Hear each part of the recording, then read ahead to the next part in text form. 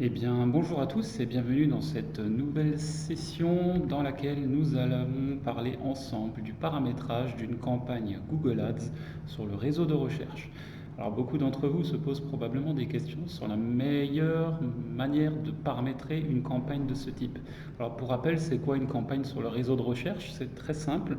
En fait, quand vous êtes dans google.fr, et que vous effectuez une recherche, alors je ne sais pas, on va taper un truc assez classique, chaussures hommes, eh bien vous allez avoir en haut ici des annonces qui sont au format textuel. C'est donc de ce type d'annonce-là que nous allons parler aujourd'hui.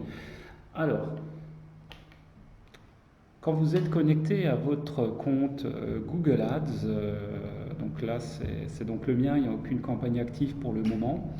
euh, vous avez capacité à créer une nouvelle campagne. Alors on va faire ça ensemble et je vais vous accompagner, vous expliquer point par point, ce sera beaucoup plus clair pour vous. Alors, vous pouvez créer une nouvelle campagne, donc soit en cliquant ici ou ici sur le petit rond bleu avec la croix. Voilà, et vous allez cliquer ici sur Nouvelle campagne. Alors, vous avez un certain nombre d'objectifs de campagne que vous pouvez sélectionner. Alors, en fonction que vous souhaitez faire de la vente ou attirer des prospects ou du trafic sur votre site web. Euh, Comme je ne sais pas exactement pourquoi vous allez faire de la publicité, moi je vous invite fortement plutôt à utiliser cette fonction de créer une campagne sans objectif spécifique. Ainsi, vous pourrez exactement tout paramétrer très très très finement. Ensuite, bien entendu, aujourd'hui, il est question d'une campagne sur le réseau de recherche. Donc je clique là-dessus, je ne coche rien et je clique sur continuer. Voilà, c'est aussi simple que ça. Donc là, vous avez vraiment la base d'une création de campagne. Si là vous regardez un petit peu, donc type réseau de recherche, donc on va donner un nom à notre campagne, donc on va l'appeler test tout simplement. Alors le premier élément, c'est de choisir les réseaux sur lesquels votre campagne, donc au format textuel toujours, va être affichée.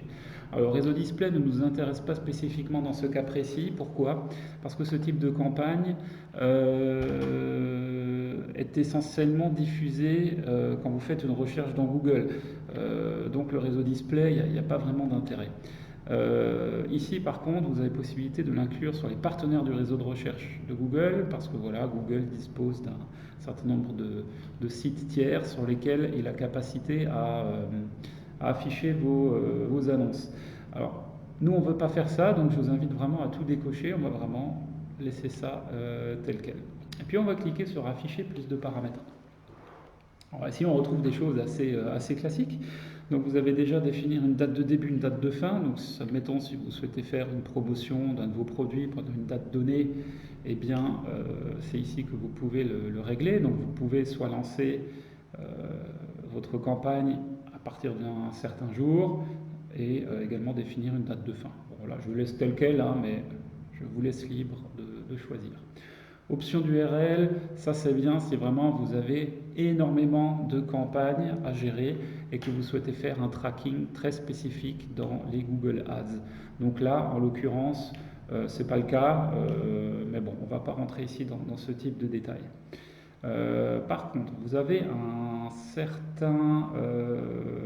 onglet qui s'appelle Paramètres des annonces dynamiques du réseau de recherche. Alors, il s'agit bien ici des annonces dynamiques. Alors ici, ça vous indique bien sur la droite ce que c'est. Donc, une annonce dynamique sur le réseau de recherche cible automatiquement les recherches pertinentes en fonction de votre site web et personnalise les titres selon les recherches effectuées par l'utilisateur. Bon, le problème avec ça, c'est que Google va générer à votre place des annonces en fonction de ce qu'il aura trouvé sur votre site web. Le problème avec ça, c'est que vous n'avez absolument pas la main dessus. Donc moi, je déconseille vivement d'utiliser ça, donc vous ne le cochez pas. Alors là, par contre, on rentre dans ce qui nous intéresse vraiment. Ciblage et audience. Donc, comme toute campagne publicitaire telle qu'elle soit dans Google, il faut absolument cibler ces annonces. Alors ici, vous allez, premièrement, le premier ciblage possible est le zonage géographique. Alors on va cliquer ici sur option de ciblage géographique, vous allez avoir un petit peu plus de détails et là je vais vous livrer une première chose importante sur le ciblage. Admettons que vous voulez faire de la publicité sur la France, donc c'est bien France qui est sélectionnée. Euh, Alors, première chose, on va ici cliquer sur saisir une autre zone géographique et cliquer sur recherche avancée. Je vais vous expliquer pourquoi. Donc, ici, vous pouvez donc saisir la cible. Donc, je vais retaper France pour l'exemple. Voilà, cible. Et donc, vous avez la France ici qui s'affiche en bleu. Alors maintenant, la première chose que vous pouvez constater, et moi j'ai eu le cas notamment avec certains sites e-commerce, c'est que par défaut, je peux même un peu dézoomer, euh, par défaut, c'est logique, il y a la Corse qui est choisie. Alors là, si vous faites de l'e-commerce, attention, parce que si vous ne livrez par exemple pas en Corse, parce que les frais de port sont un petit peu plus chers, veillez bien à exclure la Corse de votre ciblage. Donc pour ce faire, c'est très facile. Vous tapez Corse ici, et plutôt que de taper sur cible, vous cliquez sur exclure. Et à ce moment-là, elle passe en rouge. Vous voyez? Donc vos annonces ne s'afficheront que sur le réseau français. Voilà, c'est aussi simple que ça. Après, si vous voulez un petit peu ajuster, on va dire, tout ce qui concerne les frontières, même si en général Google est assez sensible à ça, vous pouvez également exclure l'ensemble des pays limitrophes, notamment des pays francophones, de votre ciblage. Alors, on pense à la Suisse, à la Belgique, au Luxembourg, pensez également à Monaco et à Andorre. Moi, je les mets systématiquement en exclusion pour éviter quelques pertes et quelques impressions, voire clics, même si c'est qu'un clic, mais bon, autant les exclure. Donc, je ne le fais pas ici, mais sachez que c'est tout à fait possible. Vous pouvez également faire un ciblage par rayon. Donc là, vous indiquez par exemple une ville avec un rayon de 50 km autour de la ville, ça peut être intéressant aussi. Bon, je clique sur enregistrer. Voilà. Donc ça, c'était la première chose à savoir. La deuxième chose maintenant qui est hyper importante, alors là c'est certainement la plus importante de toutes que je vais vous livrer aujourd'hui, c'est ici au niveau de la cible. Alors vous avez trois options possibles et par défaut il y en a une qui est sélectionnée, c'est personnes situées dans les zones que vous ciblez ou intéressées par celle-ci, entre parenthèses recommandées. Alors moi je vous conseille toujours de ne pas suivre les recommandations de Google. Alors je suis très méchant en disant cela, mais c'est vrai. En fait, relisez bien, les personnes situées dans les zones que vous ciblez, c'est logique, ou intéressées par celles-ci. Et là, ça peut me poser problème. En gros, si je fais de la publicité, admettons, sur les chaussures pour hommes, et que je sélectionne ça, ça veut dire qu'une personne, potentiellement, qui est hors de France, et qui fait une recherche sur des chaussures, je ne sais pas d'où, admettons, elle est au Québec, elle fait une recherche sur des chaussures de marche, elle tombe sur des sites, sur des annonces en français, bien qu'elle soit située au Québec. Alors déjà, si vous ne l'avez pas exclu de votre zone géographique, ça peut s'afficher, mais en plus, voilà, vous avez un risque que votre annonce apparaisse en fait sur des personnes qui sont uniquement intéressées par le sujet, mais qui ne sont pas situées dans votre zone de chalandise où vous livrez. Donc en gros, ça peut vous faire énormément de clics et de dépenses en plus qui sont totalement hors de votre cible et de votre business. Et ça marche vraiment pour tout, hein. C'est notamment si vous ne faites pas de livraison à l'étranger, donc pour certains secteurs, c'est hyper important de bien sélectionner le deuxième. Moi, je dis toujours, donc, ne sélectionnez que personnes situées dans votre zone ciblée ou qui s'y rendent régulièrement. Voilà, ça c'est très important. Et ça, je l'applique systématiquement à l'ensemble de mes campagnes. Et je constate qu'il y a quand même, qualitativement, les clics sont meilleurs. Vous avez peut-être un peu moins d'impression, mais les clics sont meilleurs. Exclusion, donc là, il n'y a pas photo, il faut laisser les personnes situées dans les zones que vous excluez. En fait, c'est le pendant de ce qu'on a sélectionné plus haut. Voilà. Au niveau de la langue, donc là, voilà, je ciblais la France, vous mettez le français. Alors attention pour les pays qui ont plusieurs langues, ou qui, comme le Luxembourg par exemple, où là vous pouvez par exemple utiliser l'allemand, le français, éventuellement l'anglais, parce qu'il y a quand même énormément d'expatriés. Enfin voilà, renseignez-vous bien sur votre cible et par rapport au ciblage géographique. Le volet audience peut être intéressant pour vous si vous avez déjà créé des audiences dans Google Ads, mais ça va être le sujet d'une autre vidéo. Alors le budget, comment on calcule le budget dans vos ads? En fait, c'est un budget journalier, c'est indiqué là, le montant moyen que vous souhaitez dépenser chaque jour. Alors un budget journalier, Ce que je conseille moi, c'est 5 euros. 5 euros, c'est déjà pas mal, hein. Sachant que Google peut légèrement le dépasser chaque jour.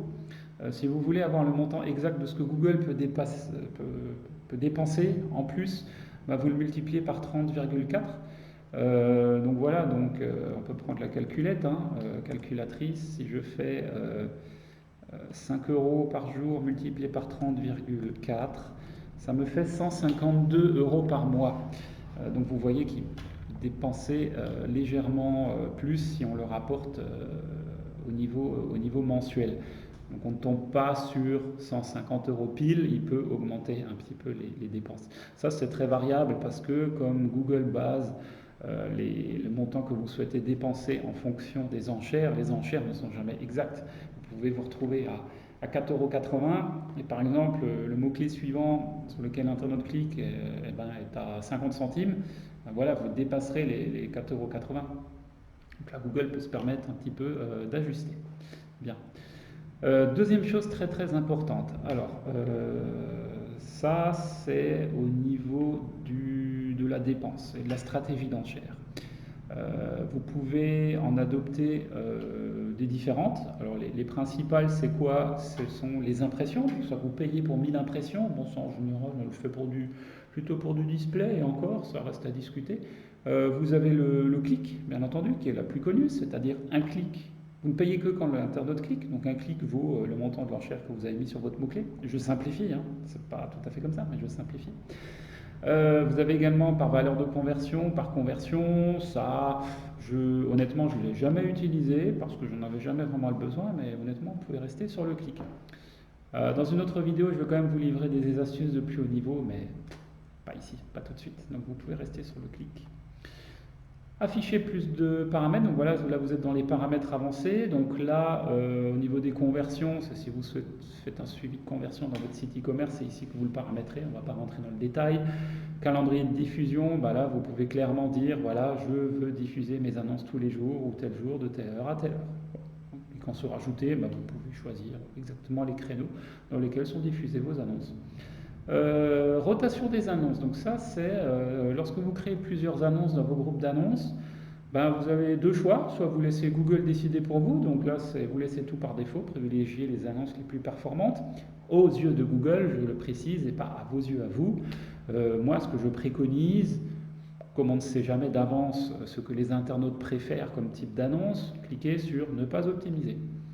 Donc il est possible que des annonces peu performantes financièrement, hein, j'insiste, pour Google s'affichent, mais c'est pas grave, parce que ce qui compte pour vous, c'est pas la manière dont Google réfléchit, c'est comment les internautes vont cliquer sur vos annonces. Donc je parlerai également des types d'annonces un peu plus tard. Et puis voilà. Et puis là, bah, vous avez exactement, vous avez d'autres choses au niveau des paramètres, ce sont tout ce qui concerne les extensions d'annonces. Je ne vais pas rentrer dans les détails, mais en tout cas, voilà, là vous avez créé vraiment les bases de votre campagne et vous savez déjà paramétrer une campagne. Et voilà, c'est tout pour aujourd'hui, à bientôt.